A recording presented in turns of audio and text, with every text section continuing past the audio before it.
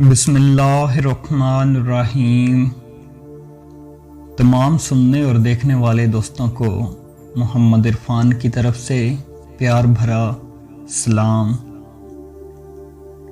اعلان نبوت کے چند روز بعد نبی کریم صلی اللہ علیہ وسلم ایک رات مکہ کی ایک گلی سے گزر رہے تھے کہ انہیں ایک گھر میں سے کسی کے رونے کی آواز آئی۔ آواز میں اتنا درد تھا کہ آپ صلی اللہ علیہ وسلم بے اختیار اس گھر میں داخل ہو گئے۔ دیکھا تو ایک نوجوان جو کہ حبشہ کا معلوم ہوتا تھا چکی پیس رہا تھا اور زاروں قطار رو رہا تھا۔ آپ صلی اللہ علیہ وسلم نے اس سے رونے کی وجہ پوچھی تو اس نے بتایا کہ میں ایک غلام ہوں، سارا دن اپنے مالک کی بکریاں چراتا ہوں، شام کو تھک کر جب گھر آتا ہوں تو میرا مالک مجھے گندم کی ایک بوری پیسنے کے لیے دے دیتا ہے، جس کو پیسنے میں ساری رات لگ جاتی ہے۔ میں اپنی قسمت پر رو رہا ہوں کہ میری بھی کیا قسمت ہے۔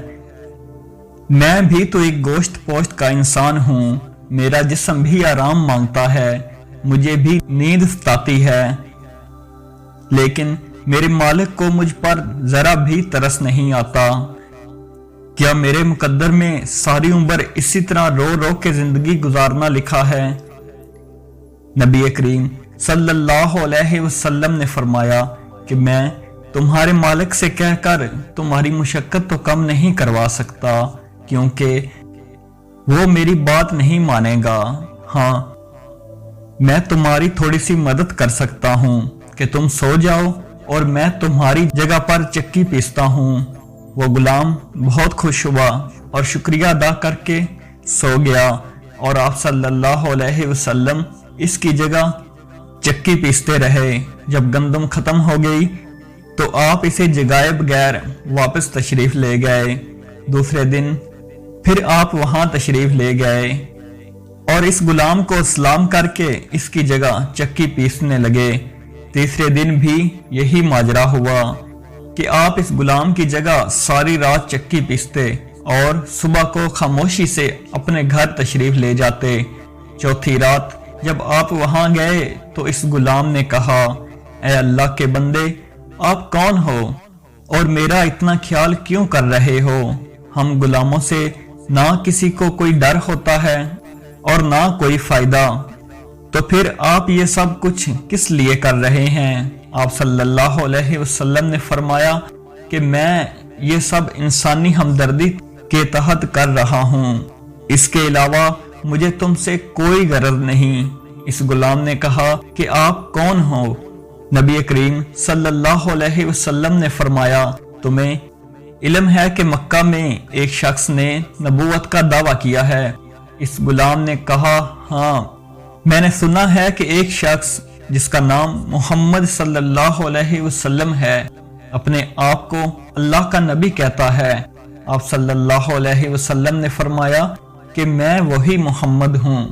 یہ سن کر اس غلام نے کہا کہ اگر آپ وہ نبی ہیں تو مجھے اپنا کلمہ پڑھائیں، کیونکہ اتنا شفیق اور مہربان کوئی نبی ہی ہو سکتا ہے جو غلاموں کا بھی اس قدر خیال رکھے۔